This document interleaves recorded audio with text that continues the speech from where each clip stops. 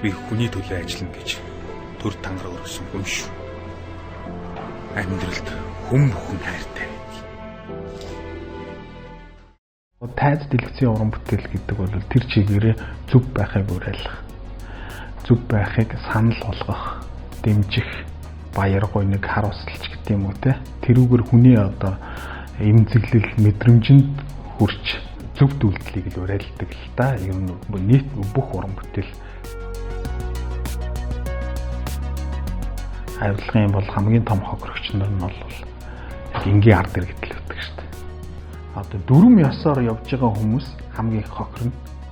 Одоо нэг амьдрал заавартайгаа ирдгүү гэдэг шиг алдаа гаргах бол байх л асуудал. Алдааг хэрэгээр гаргаад эхлэх юм бол биш бол.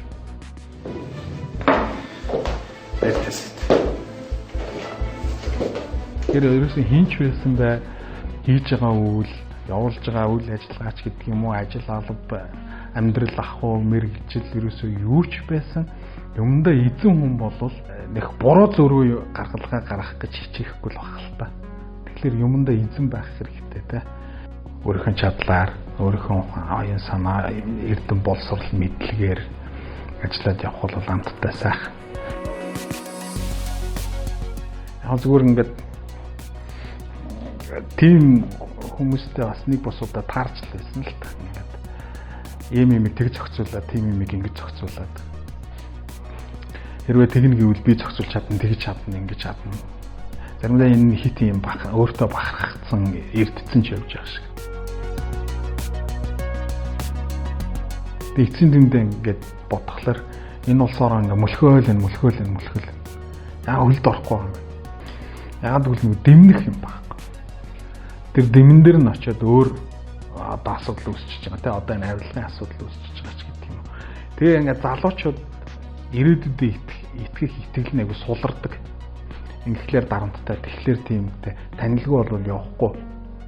Мөнгөгүй бол хөдлөхгүй. Яг цэвэр ингээд өөрийн оюун санаагаараа ингээд том баялаг бүтээгээд явах залуучууд маань хичнээн шантарчж байгаа юм бүүн мэд.